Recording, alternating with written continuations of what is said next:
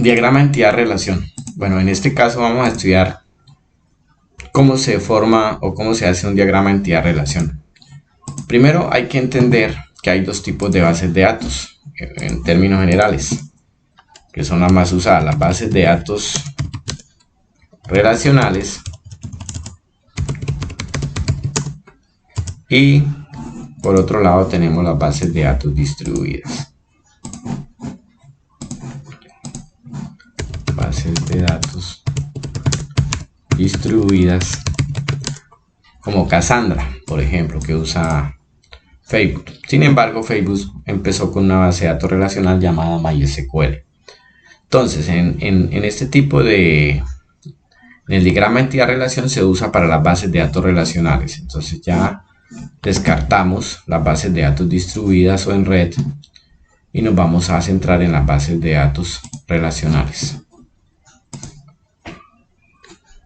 Entonces borramos acá porque las distribuidas no nos interesan. Las bases de datos relacionales, primero hay que tener en cuenta el contexto. Entonces, un factor importante a tener en cuenta cuando usted está diseñando una base de datos relacional es el contexto. ¿En qué contexto se va a hacer? No es lo mismo hacer una base de datos para un equipo de fútbol que hacer una base de datos para un colegio o para una universidad o para incluso una empresa de modelaje, ¿no? Para una empresa de modelaje de pronto cambia el contexto y nos interesa el color de ojos de la persona, el color del cabello. Mientras que para un colegio o una universidad ese dato no interesa. Simplemente la foto y ya, no es un dato que aporte. Pero para una empresa de modelos sí interesa, porque si dicen necesitamos una modelo rubia, pues necesitamos que en la base de datos esté ese dato para cuando se consulte se pueda extraer. Entonces, importante definir el contexto en el cual vamos a trabajar la base de datos. Una vez definido el contexto, tenemos que concentrarnos nosotros en las entidades. ¿Qué es una entidad? Entonces, aquí viene otro concepto muy importante de este tipo de base de datos, que es una entidad. Entonces, la entidad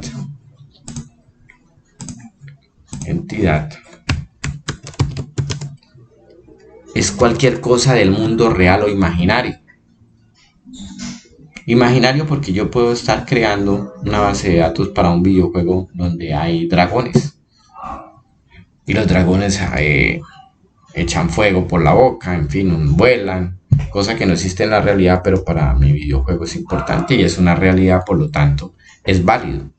Entonces, es cualquier cosa del mundo real o imaginario. Uno podría decir que es un objeto, ¿sí?, del mundo, y un objeto es igual a cualquier cosa del mundo real o imaginario. Eso nos permitirá crear bases de datos para diferentes soluciones que tengamos con diferentes tipos de problemas, ¿no es cierto? Entonces ya tenemos claro las entidades. Lo primero que debemos hacer es un listado de entidades de nuestra base de datos y luego en su orden las relaciones. Entonces las relaciones pueden ser uno a uno. En el caso de un matrimonio, una persona se casa con otra persona y es una relación tipo uno a uno. Una relación uno a muchos: un profesor tiene muchos alumnos, por ejemplo, ese sería un caso. Y una relación muchos a muchos. Pero bueno, el anterior ejemplo da más para la relación muchos a muchos porque los alumnos también tienen muchas clases o muchos profesores también. Entonces sería muchos a muchos. Y la relación más clásica donde es uno a muchos es un padre tiene muchos hijos y un hijo pues solamente tiene un padre o una madre, ¿no? No puede tener más. Sin embargo, pues si tiene hermanos, pues va a tener muchos. Los hermanos van a tener el mismo padre y de pronto la misma madre. Y eso nos daría la relación uno a muchos. Ese sería un ejemplo más claro para la relación uno a muchos. Entonces, eso se debe representar de manera gráfica. Es importante la forma como se grafique, porque eso nos define y ya tiene un significado para poder luego implementar la base de datos. Entonces, vamos a decir que primero tenemos que hacer un listado. Lo primero que se tiene que hacer es un listado de las entidades que son objetos del mundo real e imaginario. Y luego las relaciones entre las entidades. Entonces, teniendo en cuenta lo anterior, podemos hacer una base de datos para las notas de una universidad. Entonces cambiamos el contexto. El contexto en el que vamos a trabajar es una universidad. Necesitamos llevar las notas de la universidad. ¿Qué entidades puedo yo encontrar para llevar las notas? Entonces vamos a hacer el listado de las entidades. Entonces, hay profesores, hay alumnos, hay materias, hay de pronto facultades. ¿Sí? Serían como las principales que podemos encontrar en entidades en este tipo de relación, en este tipo de base de datos que estamos haciendo, que es para una universidad, ¿no? Se puede encontrar muchas más, claro, y pues ahí vamos detallándola, pero por ahora de manera general esas serían las principales entidades que podemos encontrar para hacer nuestra base de datos. Concentrémonos en dos entidades para ir un poquito aterrizando el concepto. Entonces vamos a decir que tenemos dos entidades, una es profesor. Entonces, ¿cómo se hacen esas entidades? Entonces, las entidades se grafican de manera como un rectángulo. ¿Sí? Entonces, esta es la entidad profesores y acá voy a hacer la entidad alumnos. Entonces, esta sería la entidad alumnos. Entonces ya tengo dos entidades. Entonces acá vamos a bajarle un poquito el tamaño de la letra. Tengo profesores, ¿no? Profesores, y acá tengo alumnos.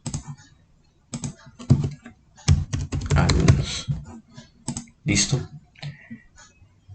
¿Cuál es la relación entre un profesor y un alumno? Entonces esa es la relación. ¿Cómo se grafican las relaciones? Se grafican como un rombo. Entonces acá tenemos cómo graficarla. Esta es la relación. Entonces un profesor tiene o educa a muchos alumnos, ¿no es cierto? Entonces acá sería, ¿cuál es la relación? Educar o enseñar, como lo quieran llamar. Educar, enseñar a muchos alumnos, ¿cierto? Entonces acá vamos a ya hacer la línea que une este tipo de relación. Entonces acá hacemos esta rayita y acá venimos y la completamos, ¿cierto? Entonces vamos a decir, venimos ya acá al texto, ya cómo es la relación, la cardinalidad de la relación. Y entonces vamos a decir, bueno, que un profesor,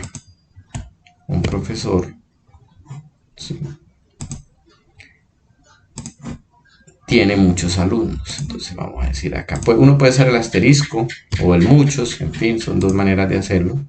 Ahora lo vamos a hacer en el sentido contrario y para eso usamos dos puntos. Entonces los alumnos, ¿cuántos profesores tienen? ¿Uno solo?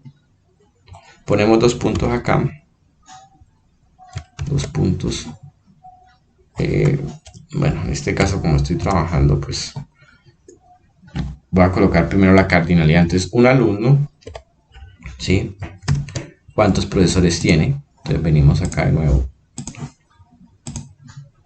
Un alumno, ¿cuántos profesores tiene? Entonces un alumno puede tener también muchos profesores. Entonces la relación aquí es muchos a muchos. Esto sería una relación muchos a muchos.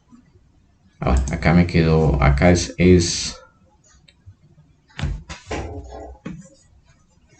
el asterisco iría acá.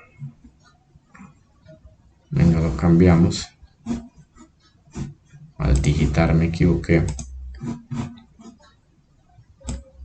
Esto quedaría. Entonces un alumno puede tener muchos profesores. y un profesor tiene muchos alumnos. Entonces la relación se llama M a M, muchos a muchos, asterisco a asterisco. Un profesor, ¿cuántas materias enseña? ¿Cierto? Entonces sería lo otro que nos hace falta. La materia. Vamos a colocarla acá.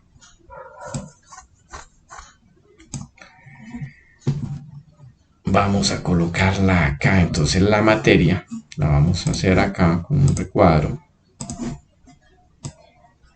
Y vamos a materias.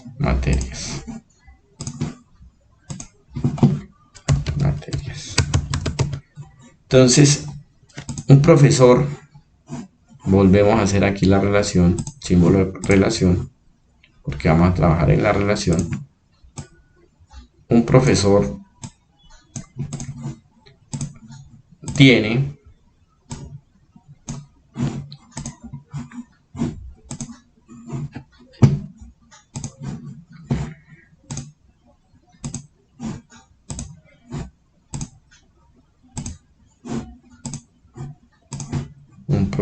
tiene muchas, o enseña, o domina, bueno, no sé, el concepto, ahí hay que ver cuál es el que aterriza, yo diría que de pronto enseña, ¿sí? Ese sería la mejor. Entonces un profesor, y acá tenemos muchas materias, ¿sí? Y una materia puede ser dictada por muchos profesores también. Entonces venimos acá y colocamos, corramos un poquito, esto ya es algo de representación, ¿no? Muchos profesores. Cálculo puede ser dictado por varios profesores, ¿no? Naturalmente uno busca matricularse con el que tiene fama de coche, ¿no? Esos son recuerdos de la universidad. Bueno, en fin, no mentiras, que enseña bien y que aprende uno más. Ahora, los profesores, si coloco yo aquí las facultades, los profesores un profesor trabaja para una sola facultad, normalmente, o pertenece. Puede que trabaje para otra facultad, listo, pero realmente debe estar matriculado en una sola facultad, entonces sería una relación uno a muchos. Bien, vamos ahora a los atributos. Aquí los atributos son las características que tiene ese objeto. Entonces un profesor tiene un nombre, tiene una cédula o una identificación. Entonces vamos a decir identificación. Eso debe ir dentro de ¿qué? Ese tipo va dentro de una elipse, dentro de esta forma elíptica. Entonces lo hacemos acá, dentro de esta forma, más o menos una elipse. Identificación. También tiene nombres, tiene apellidos. Entonces vamos aquí. Nombres. Apellido 1, apellido 2. Teléfono, dirección, bueno, todo eso son los atributos. Apellido 1. Mire que esos atributos también, muchos los tiene también el alumno, ¿no? Pero es otra entidad diferente. Entonces yo lo hago acá y le hago el símbolo. Tengo que hacer el símbolo acá de la elipse. Este es el que más me sirve acá más rápido para hacerlo. Esa es la simbología, hacer la elipse. Entonces yo sigo haciéndolo acá. Y pues lo mismo debo hacer con materias. Lo mismo se debe hacer con materias. Entonces acá, y con alumnos, ¿no? Buscarle los atributos principales dependiendo de qué, del contexto en el cual estamos trabajando. Muy importante el contexto. Si acá no me interesa el color del cabello del profesor, ¿no? Tampoco me interesa de pronto si tiene los triglicéridos altos, ¿no? El valor de los triglicéridos. Pero si yo voy a una clínica, en una clínica sí me interesa saber en cuánto tienen los triglicéridos, en cuánto tiene el colesterol. Ese tipo de datos sí me interesa. Entonces, por eso es importante el contexto. Los alumnos van a tener los mismos datos, la materia de pronto tenga un dato propio que uno busca que sea único, que sería el código de la materia. Entonces nos inventamos un atributo que llame código materia, porque no tiene identificación. Entonces código materia y nombre de la materia. En términos generales, eso nos daría ya como la definición. Sí, listo. Y la materia, entonces, o nombre o descripción. Normalmente nombre, materia, ¿no? nombre, materia. Eso es básicamente como se crea el diagrama entidad-relación. Después haré otro video explicando cómo se convierte esto a tablas para luego uno ir a llevarlo a una base de datos y posteriormente pues poblar la base de datos o trabajar con la base de datos. Ese es el modelo. Esta es la manera como se debe hacer el diagrama entidad-relación. Hoy en día si usamos OML, entonces no creamos un diagrama entidad-relación, sino un diagrama de clases que es muy parecido. Básicamente es lo mismo. Bueno, muchas gracias.